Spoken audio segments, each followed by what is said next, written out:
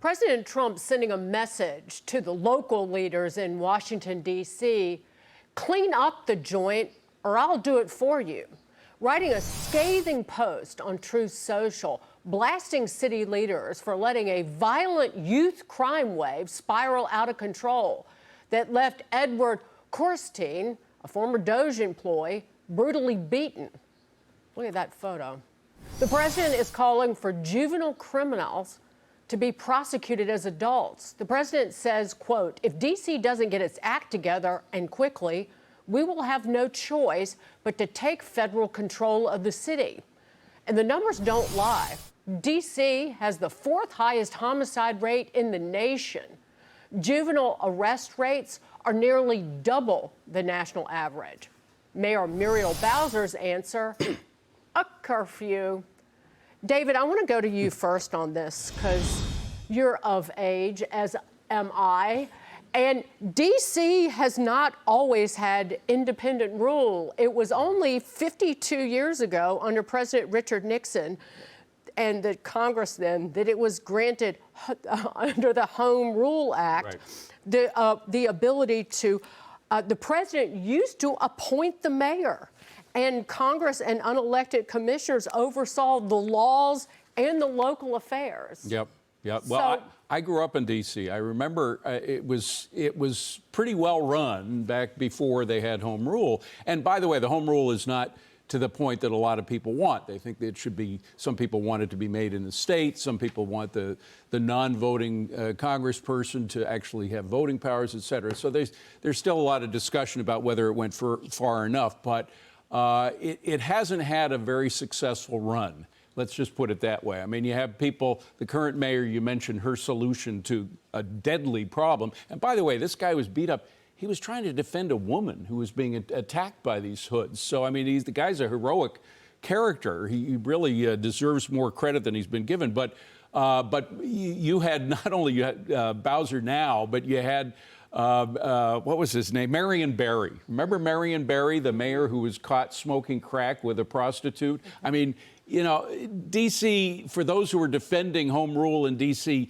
you don't have a good track record. I'm sorry, but you don't. So when the president says, and because you had 200 years of the federal government controlling the way Washington, D.C. was ruled, when the president says we need to step in and do something and shake it up, they don't have a lot of credit that they can rely on to go against his wishes. So we'll see how it plays out, but a lot of people like me who grew up in D.C. are not happy with the way it's turned out. Under the Home Rule Act that allows D.C. to essentially govern itself, President Trump still has the authority to temporarily take over the police department in the city. The D.C. National Guard is under the president's command, and Congress can basically add budget riders to control the purse strings over the city. But, Jackie, one thing that jumped out at me is that this DOGE staffer has a nickname, Big Balls. I said it. Don't care. What are you going to do about it? Big Balls, said it again. But the way the media is spinning it is headline after headline. NBC News, Trump threatens federal control of D.C. following attack on staffer known as Big Balls to diminish that attack on that individual, bloodied as he is, and to act like President Trump is overstepping his authority, which he has done nothing but want to protect the people who live and work in the district. Yeah, and it kind of reminds me, and I understand fully that the facts are very different than what happened in the Daniel Penny case here in New York City, but how he was turned into a villain. He was trying to protect somebody, and he killed somebody in the course of doing that. And they tried to villainize him, that he was the bad guy. Why did he do that? Why did he kill somebody? Well, why was the guy that was causing trouble in the way that he was, threatening people and scaring people to that level where something like this took place in the first place? So that's what the liberal media does. They turn everything on its head to make it seem like the person who's doing the right thing is really actually the bad guy. That's actually all they can do. Having said that, I want to turn to Muriel Bowser for a moment because I just was looking up her history. She's been mayor for 10 years. This is her third term. Before that, she had a longstanding career in D.C. dating back to 2004, advisory neighborhood commissioner, and she went on to do a bunch of other things, D.C. Council, et cetera. The problem is in some of these communities, and we see it in blue cities across the country as well that we've talked about, these people just keep getting put in office. They don't do a good job, and for some reason, they get put in office once more by the people who are voting around them. In certain cases, you could say, for example, in New York, we're dealing with this potential for a socialist mayor. It's because certain voters left as a result of tax policies and various other issues here that happened post-pandemic, and now we've been left with a population that looks maybe a little different than it did before. But I tell people, whether it's New York or Chicago or DC, wake up. Look at what's happening around you and try to elicit change. Unless, of course, the alternative is they don't want change and they want this to continue. And look at Cincinnati. You're from Cincinnati. I own a house in Cincinnati. Really? Yes, and was there when that went down. And the mayor, pure evil. Oh, I mispronounced his name. Sorry.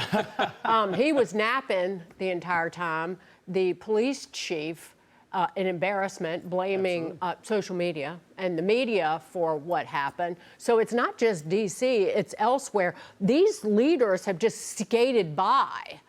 And when violence erupts, they are nowhere or, castigate people who aren't to blame. Yeah, I mean, Mayor Aftab, he left the next day to go on vacation to Vancouver itself. I mean, there needs to be checks and balances out there, and there needs to be accountability. Being from Cincinnati, I'm an absolutely big Bengals fan, and I never agree with Travis Kelce. He's the tight end for the Kansas City Chiefs. I'm not going to talk about his other counterpart because we don't say her name whatsoever. But I agree with him on this one point. He called our mayor a jabroni on the AFC Championship stage, and I couldn't agree more with Travis Kelce, and that's painstaking for me to say that Aftab, mayor of Cincinnati, he's a jabroni.